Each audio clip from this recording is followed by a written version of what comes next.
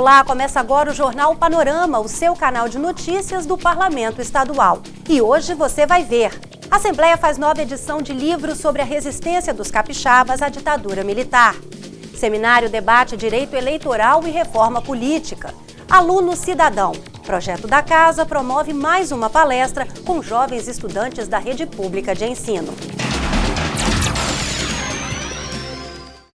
Em relançamento de livros sobre a resistência ao golpe de 64, ex-presos políticos falaram sobre os danos causados pela ditadura militar às pessoas e às instituições brasileiras. 10 anos após o primeiro lançamento, a Assembleia Legislativa publicou a segunda edição do livro Ditaduras Não São Eternas, Memórias da Resistência ao Golpe de 64 no Espírito Santo. A obra, que apresenta o contexto político da ditadura e vários depoimentos de ex-presos e perseguidos políticos do Estado, foi relançada em sessão solene na Casa. Os 40 depoimentos apresentados no livro foram colhidos em 1998 por uma comissão especial da Assembleia, então presidida pelo ex-deputado Cláudio Vereza. Naquela época não se falava muito em memória, justiça, comissão da verdade, né? E fui procurado por vários ex-presidiários políticos do tempo da ditadura.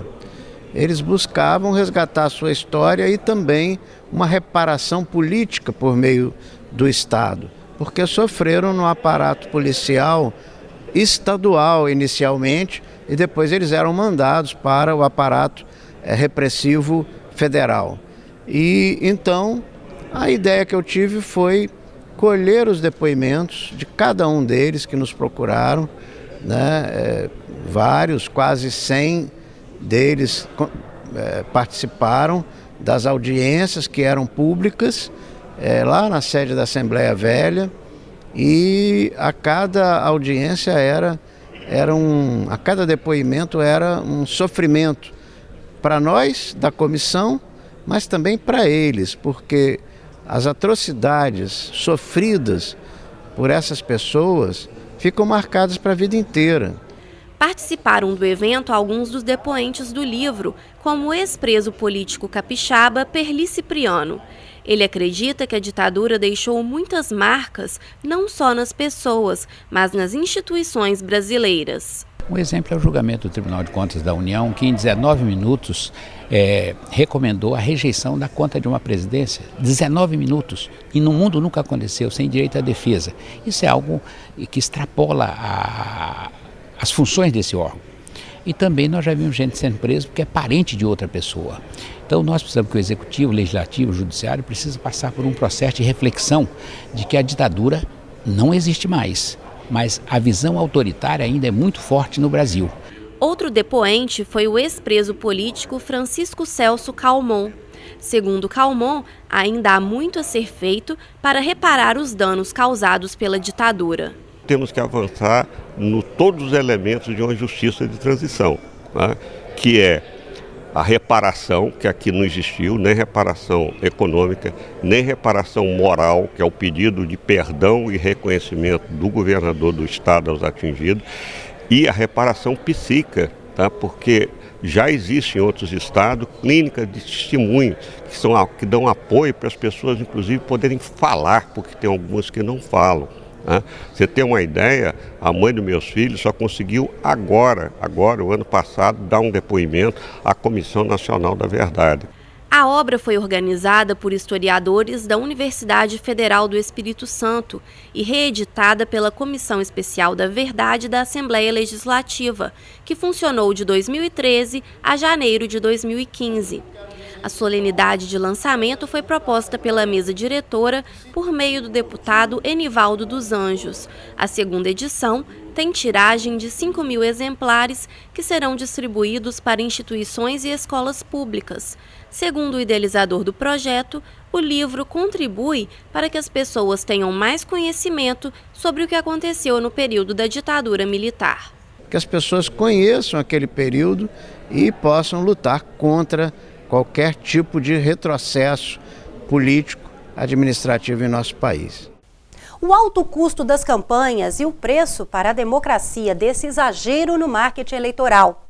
Os assuntos que fazem parte da agenda política brasileira foram destaques em seminários sobre as leis que normatizam eleições no Brasil. O evento foi promovido pela OAB do Espírito Santo em parceria com a Assembleia. Abuso de poder econômico nas campanhas e os reflexos desse crime na legitimidade das eleições foi tema de abertura dos trabalhos no último dia do Seminário de Direito Eleitoral e Reforma Política. A maior novidade que existe no âmbito da mudança do sistema eleitoral, ela não vem do Congresso Nacional, ela vem do Supremo Tribunal Federal, que proibiu a doação de empresas para as campanhas eleitorais. Então, aí, nesse cenário, esse debate de abuso de poder econômico e de sistema eleitoral, ele é importantíssimo.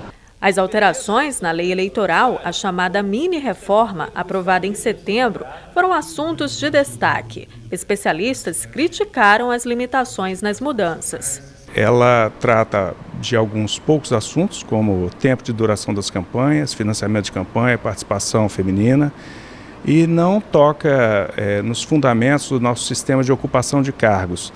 Então eu acho que nós ainda temos um caminho bastante longo da evolução do sistema eleitoral. Acho que essa matéria merece ser mais bem discutida, merece ser mais aprofundadamente discutida e certamente eu não acredito que o ambiente para essa discussão é um ambiente de crise política como a gente vive hoje. O deputado federal Max Filho, que participou da Comissão de Reforma Política da Câmara, explicou o que muda em relação à criação de partidos e as implicações para as campanhas eleitorais. Também falou sobre as cláusulas de barreira, que impedem ou restringem o funcionamento parlamentar ao partido que não alcançar determinado percentual de votos. São pequenos detalhes, que a lei vai amarrando para tornar um pouco mais difícil a criação de novos partidos com novas grandes adesões. Por exemplo, o parlamentar que mudar de partido em razão da criação de um novo partido, ele comete um ato de infidelidade partidária, pode vir a perder o seu mandato em razão dessa adesão. Então, pequenas mudanças na lei partidária, na lei eleitoral, que restringe um pouco mais essa possibilidade de criação de tantos outros novos partidos. Além de mexidas na lei eleitoral, por exemplo, já não é mais tão importante para efeito de tempo de televisão, uma coligação com muitos partidos, porque só vai contar o tempo de TV dos 6 maiores partidos, que passar disso não vai contar para efeito da divisão do tempo de televisão. Enfim, pequenas mudanças pontuais, já que não se avançou tanto em termos de uma cláusula de barreira mais restritiva, que exigisse, por exemplo, uma votação mínima no território nacional para o partido continuar existindo. Isso foi frustrado, apesar de eu ter votado a favor, do nosso partido ter votado a favor, mas não foi de todo frustrada nesse aspecto. Há pequenas mexidas que vão possibilitar um quadro mais enxuto de partidos políticos no futuro próximo. E na abertura do seminário, o destaque ficou por conta da importância da participação social em questões que afetam toda a população. O primeiro dia do Seminário de Direito Eleitoral foi marcado pelo debate de temas de destaque no cenário atual brasileiro, entre eles a tão falada reforma política. Eu vejo que a gente tem uma expectativa de que ela vai acontecer de uma hora para outra de forma completa. Vamos mudar tudo, vamos mudar sistema eleitoral, vamos mudar forma de representação, vamos mudar institutos, e isso não vai acontecer. Na verdade, se a gente olhar a história recente, nem tão recente assim do país, nos últimos 30, 35 anos, a gente tem feito uma série de mudanças no sistema político eleitoral. E isso está acontecendo, e eu acho que é assim que vai acontecer, porque é muito difícil a gente construir consensos suficientes para fazer uma mudança completa. A participação social também foi lembrada como ferramenta para fortalecer a democracia. E me parece que as instituições democráticas, elas têm um poder muito mais efetivo de combater abusos umas das outras do que efetivamente acabar representando os interesses dos cidadãos. E por isso é importante que os cidadãos, por meio das suas organizações ou por meio da sua ação como indivíduo, participe, acompanhe, fiscalize, cobre os seus direitos e aquilo que ele acha que é fundamental para o desenvolvimento da sociedade. Isso vale para a democracia como vale para a reforma política também. Eu acho que o cidadão não deve deixar que a reforma política seja feita nos gabinetes apenas.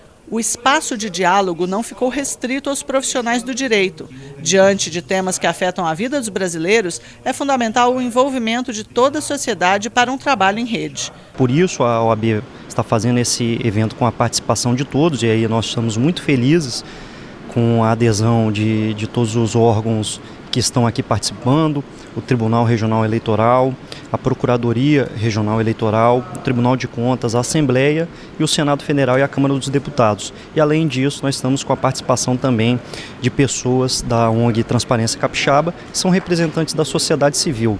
A realização da reforma política, ela justamente exige isso, um amplo diálogo democrático em torno dos seus melhores caminhos, com a participação e o respeito a todas as posições que tem, inclusive divergentes no âmbito da sociedade. Escola do Legislativo realiza mais uma palestra do projeto Aluno Cidadão. Desta vez, o debate foi sobre as consequências do uso de drogas. Estudantes do primeiro ano da Escola Pública Irmã Dulce Lopes Ponte, em Viana, aprenderam mais sobre os problemas causados pelas drogas. Eles participaram de palestra com o coordenador do Núcleo de Prevenção de Drogas da Polícia Federal. Expedito Jorge Tavares de Souza abordou as consequências do uso e abuso dessas substâncias e a legislação que trata do assunto. Atuando há mais de 30 anos na área aqui no estado, o policial ressaltou a importância de trabalhar o tema com alunos dessa faixa etária. Quando você consegue convencer alguém das consequências do uso e do abuso de drogas, vai ser menos uma pessoa lá na frente, ou para ser tratada ou para ser presa. Os alunos elogiaram a iniciativa e disseram que a palestra vai ajudar a enfrentar esse problema, segundo eles, presente no dia a dia do jovem. Eu tenho vários amigos e várias vezes já me ofereceram, mas pelas informações que eu tenho, minha resposta sempre foi não. Achei muito importante porque talvez as pessoas usam droga, não sabem quais as consequências, o que pode prejudicar no corpo. Então, com essa palestra, talvez as pessoas podem saber mais do assunto para poder talvez até parar ou talvez não usar drogas nunca na vida. A palestra foi organizada pela Escola do Legislativo por meio do projeto Aluno Cidadão. Iniciado em julho deste ano, o projeto leva às escolas públicas assuntos que visam contribuir para a formação do cidadão. No final de cada ação, os alunos recebem um questionário com 5 indicadores do projeto, da ação desenvolvida na sua escola, e eles avaliam entre ótimo, bom, regular e ruim. Os alunos têm demonstrado nessas avaliações ter compreendido o tema apresentado, ter elogiado essas ações. E para nós, na verdade, o que mais importa é esse retorno, esse feedback realizado pelos alunos que são, na verdade, o alvo do nosso projeto. E hoje também é dia de rever alguns destaques da semana no Legislativo Estadual, como o trabalho parlamentar em plenário. Quem tem os detalhes sobre as sessões ordinárias é a repórter Ana Beatriz Brito. Karina, esta semana começou a tramitar na Casa a proposta orçamentária para 2016. Encaminhada pelo governo, a matéria prevê um orçamento de 17 bilhões de reais.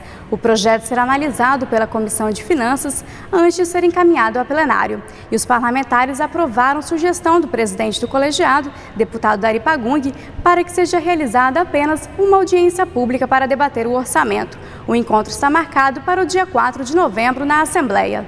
Nós entendemos nesse momento de crise, nesse momento que o Espírito Santo, a Assembleia está vivendo, que é um arroxo no orçamento, que nós podemos também fazer a nossa parte, de não levar essas audiências para fora da Assembleia e sim apresentar o orçamento do Espírito Santo, apresentar o PPA, que é o Plano Plurianual, aqui na Casa, que nós acreditamos que você fazendo lá fora ou aqui no plenário, o respaldo será do mesmo jeito.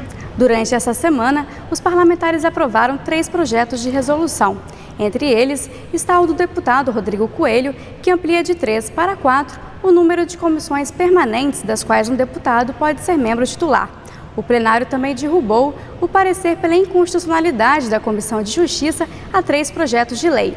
Um deles é o do deputado Enivaldo dos Anjos e permite que as prefeituras encaminhem suas contas às câmaras municipais, mesmo que o Tribunal de Contas não tenha concluído a análise. Voltamos ao estúdio.